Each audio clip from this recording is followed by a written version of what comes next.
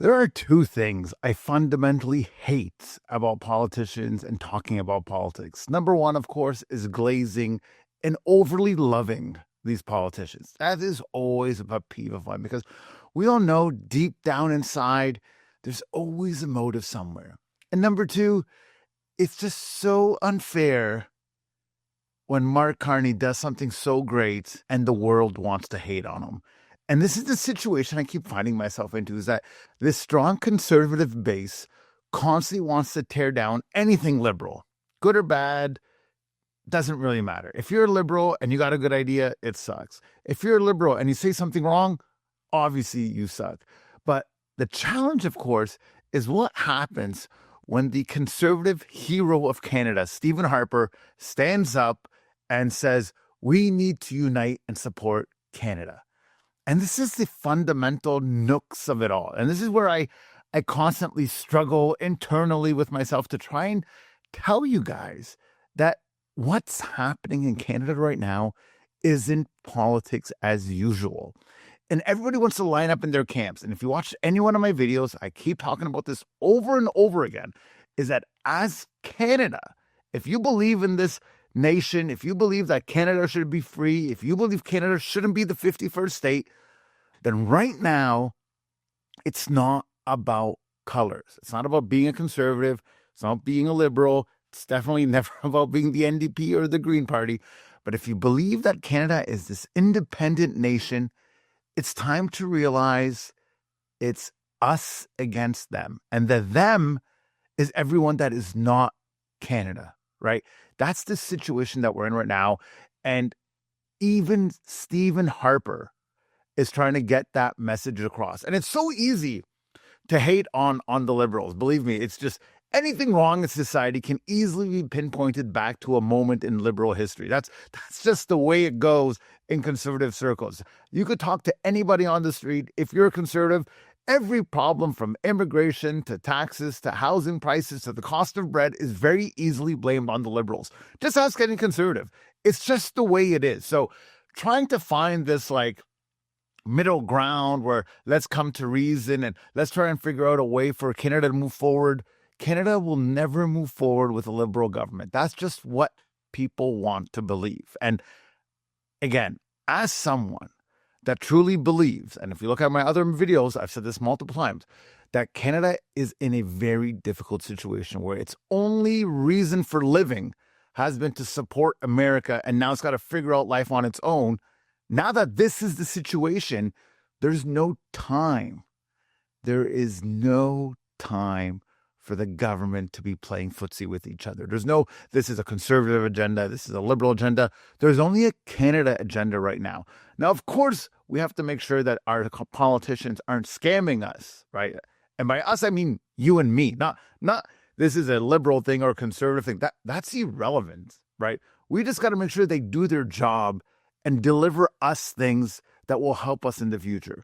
So Stephen Harper has now done what most people online have been trying to say for some time now.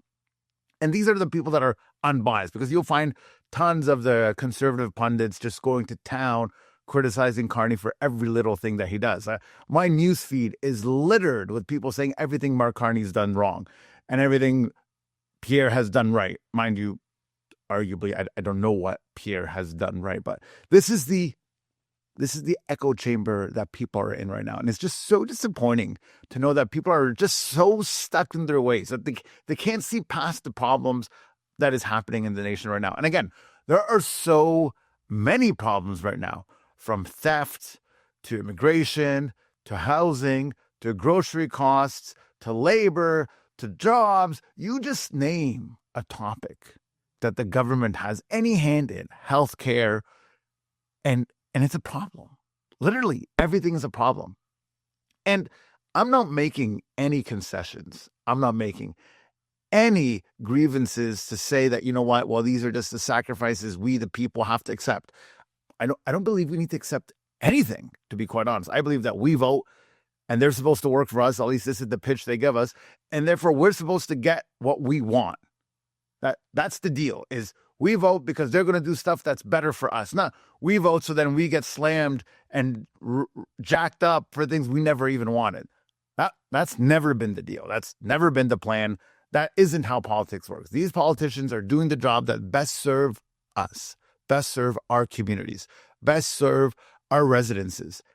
That's the actual job. So that's the mandate of the politician. So we don't have to settle, right? There's this idea that, well, they can't do it all in one go, or, well, it's going to take time, or, yeah, if they're building something, it's going to take time. But if they're making a bill to get more jobs, or they're making a bill to get more healthcare, that doesn't take more time. That's just willingness. That's just motivation. That's just studying the plan. At best, studying the plan. Like, not a year to study, right? Like you give somebody an assignment at a school and tell them, hey, go and research this and figure out the solution. That's not taking a year. That's taking days. And then you review it but government's slow. So that's the expectation we've been accustomed to. But it's not the expectation we have to have for the rest of our lives.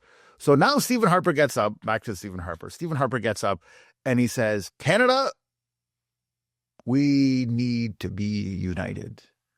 We need to understand that Canada is in danger right now. Our sovereignty is at stake, and we need to come together. Now, the question is, of course, how much political will do the political parties have in uniting and playing this game together? How many of them are going to take cheap shots to try and get ahead or try and get a couple points here or there? Because that's the nature of the beast. But what I find so interesting is that Stephen Harper even admits now that we're in trouble. And of course, Stephen Harper coming and speaking is important because every single conservative, for the most part, is in love with Stephen Harper. So will the Canadians yield Stephen Harper's advice? I doubt it. Because it has reached a point, and I talk to people all the time, but it's basically reached a point now where it doesn't matter what actually gets done. It matters who does it. It matters who does the task, right? So if Mark Carney is going to give away, as he has done, billions in dollars of incentives in EVs so people can buy these electric vehicles, that's a bad idea because Mark Carney came up with it. If that same idea came from Pierre, then it would be a great idea by the Conservatives. Good incentives, and now people are happy. But that's just not the case. It doesn't end up working that way. So what we have now is this really unique scenario where Mark Carney is basically saying we need to figure out how to stop depending on America so much. And he gives away a couple moves that they're making right now. And the biggest move is this continuing relationship with China. This is going to be the biggest move that either saves America, that either saves Canada from the U.S., or completely destroys our partnership with the U.S. And you have to understand, this is a balancing act, right? It's not one for the other. It's how do we reduce our reliance on the Americas and at the same time build up a strong, sustainable relationship with the rest of the world so Canadians, you and me, can thrive regardless of which president is in charge of what country. That's the mandate right now. It's how do I protect the Canadians to make sure Canadians always have food on the table? That's the move. And going to other countries is the move because America made it clear, right? And I think people have to admit this. America made it clear they want Canada to be the 51st state. That's the actual move. And every move afterwards is a move to make sure that Canada is the 51st state. So increasing tariffs is that move. Ruining relationships is that move. Talking negatively about trade partners is that move. Every move afterwards is a move to say, we want to take over Canada. But here's where it gets tricky. And here's where you have to be really, really careful and read in between the lines. When the federal government is trying to make these collaborations with the Chinese to make Canadian-Chinese vehicles, because that's literally what they're talking about right now. We need to make Canadian-Chinese vehicles and bring them here to Canada and finalize them here. And they go on to the extent to say that even BlackBerry, which now just makes the infotainment systems in vehicles, we can make sure that we own that part of the project and therefore now the spyware or the risk of spyware that was in these Chinese vehicles is no longer a thing. There'll be Canadian systems. So I guess the spyware would be Canadian or North American or however it may be, but the data doesn't go back to China. I think that is the ultimate risk with these Chinese vehicles. And with that being the case, if the Chinese will make the vehicles here and our labor force gets employed, then it's the exact same deal, like with the Americans. But my problem is this is still half the solution. The actual solution is that Canada's got to make its own stuff. We can't be substituting American for Chinese, Chinese for French, French for Italian, Italian for German. It's great to have a variety of cars, but I truly believe that any independent, sovereign nation needs to have its own stuff. And building our own cars is that step that needs to be done. So although Mark Carney is going to be giving all these great subsidies for electric vehicles, and they don't have to be built in Canada, my question is, why not just figure out a way to get these manufacturers, these Canadian car part manufacturers, to build a Canadian car? There's got to be some incentive that we can be giving for that. Instead of giving all this money away to the consumer to buy American, Japanese, Chinese cars, it's actually not going to be Chinese, so it's not going to go to the Chinese vehicles. But to buy these American cars, why don't we invest in our own for once? Why can't we just take this initiative already? Now, of course, it's going to be hard. Of course, it's going to be difficult. Of course, it's going to take millions of years. But if Mark Carney is the one, if he is the chosen one, that all the left-wing media is saying that if Mark Carney is this hero, can't we just throw a Hail Mary already? Can't we just make this incredible play and say, that's our move. We are going to make a Canadian car. At least start with the banners. We are making a Canadian vehicle, and it's going to be great, and it's going to be perfect for the winter. Because that's the problem with the EVs, right? They suck in the Canadian winter. So wouldn't it be great if Canada makes a car that is actually for the winter? That's all we want. We want a car that's good in the summer, good in the winter. Canadians care about the environment for the most part. So let's just do it already. Let's make an electric vehicle. But we're going to make Chinese vehicles. And again, I'm all for quick solutions today. My only concern is anybody thinking about tomorrow? That's all I want. I just want some sort of government to tell me, hey, I'm going to be responsible.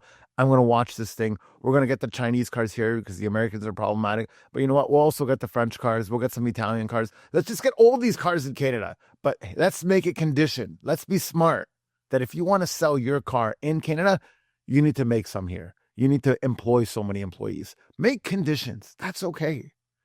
But let's make sure that the Canadian people are benefiting, that if money is going to be spent on these vehicles that have their locations outside of Canada, maybe that's the rule that needs to be changed. But again, I'm not the politician. That's not my job to come up with. But I'm just saying, Canada needs to get its act together. If we're all supposed to be united, if people that are conservative and physically conservative and financially conservative and liberally spending and liberal this and liberal that, and we're all supposed to come under this giant bandwagon of unity, then don't we need good ideas, right? I understand the incentives to get people to buy EVs. And I understand Mark now saying that we need to lead this movement, that if America's not going to be the leader in this movement and they want to stay on the fossil fuels and they want to stay on their gasoline cars, we, Canada, must lead the way then. So lead, man. Just lead. Lead for real, not a pretend lead. We've already had incentives on these EVs before. There's nothing actually new with this program. This program has been there. But of course, to incentivize the idea of getting these things, to get the market motivated to buy EVs, because technically nobody wants to buy them, this is the government's way to try and motivate people to buy these absurdly expensive electric vehicles for technically $5,000 less. Will that motivate? I don't know. I'm pretty happy with my gas car. I'm not gonna lie. I could care less about the environment. I know, how dare I say that out loud, but I don't care. I want a car that if I fill it up, it takes me 5 minutes and I'm ready to move on. I think we've all gotten used to that. So unless there's a fast charger that's actually fast, that'll give me my length, and it'll be working when I get there, and it's just seamless and easy. Okay. But what I saw on TikTok from the Chinese is that they have these cars that have generators in them. You put the gas in it, and it turns the gas into electricity. The Chinese are figuring it out. The Americans could never figure this stuff out. And that's what's so difficult to understand, is what is going on with this auto industry. So, again, is Mark Carney doing great things for Canada right now? I would say, yeah. I don't see why it's so convenient to hate. Now, I get that you're a conservative and you want your conservative party to be the best. I understand that. But Pierre isn't the guy. And again, of course, let's not ignore the fact that Mark Carney was mentioned on a bunch of transactions and emails from Epstein. We're not going to hide that, right? We're not going to shy away from it. But let's also be real and say probably every single politician in the world is mentioned on those things. That's just what is to be life as a politician, that you're going to be mentioned on an Epstein list. It's just life. It's just the way it is. Now, we don't have to like that. We don't have to accept that. Don't hear me wrong. I don't accept it. I don't like it. Anyone on his email list, that sucks, right? Now there's a billion questions, why and how and what. Hey, I get it. And you're not wrong to hate on that. But what people are wrong for, and I'm mildly glad that, a couple years now, Stephen Harper finally admits it, is that it's becoming more and more clear how dire the situation is for Canada. Even the Bank of Canada now is saying that if this CUSMA, this auto pact, this Canada-America thing goes away, Canada's in a recession. So it's no joke, right? It is all hands on deck. And that's the point. It's all hands on deck. There is no time for partisan politics. And that's why my show has changed so much since when it first started. Because initially, I could care less about what Justin Trudeau was doing. I couldn't stand how politics were going. It was awful, right? I'll be the first one to admit it. Living under Justin Trudeau was so difficult as a Canadian. But if you're being unbiased and you're being honest and you're being truthful, what Mark Carney is doing are the right moves. Canada has to uncouple itself from the United States. It has to find better trading partners. It needs to unite all the provinces. It needs to just sell, and make things happen for the Canadians. That's what needs to happen. The problem is there's too much money, there's too much clicks, there's too much likes on hating on people. And that's the thing that stops great things from happening. But Mark Carney doesn't care. Mark Carney is going full speed ahead for what I believe is the benefit of Canada. Now, whether that benefit of Canada trickles into our bank accounts is yet to be seen. But I truly believe he is doing everything in his power to protect the sovereignty of Canada. That's what he's actually doing. Is he doing more than that? I don't know. Will you and me benefit? I don't know. Will Canada stay independent? That's his main plan. That is his plan. So Harper's saying it to you guys. The Liberals have been saying it. So this is the plan. Canada must become united. Canada must stop relying so heavily on the U.S. But what does Canada do to ensure prosperity? What does Canada do to ensure that we continue to succeed and growth happens and Canada becomes this robust, amazing country? Yet to be seen. But what I can tell you, what I am certain of, is that Canada's plan is the best plan that we've got so far. And if there's a better plan out there, let's hear it. But just constantly criticizing Mark and the Liberals because everything sucks isn't the real plan.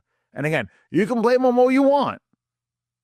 The reality is he is the best man for the job, and him making these giant moves, opening the trade for China, making these moves are unfathomable moves. These are moves that have never been done, challenging the United States, challenging everything at its core, going toe-to-toe with Donald Trump.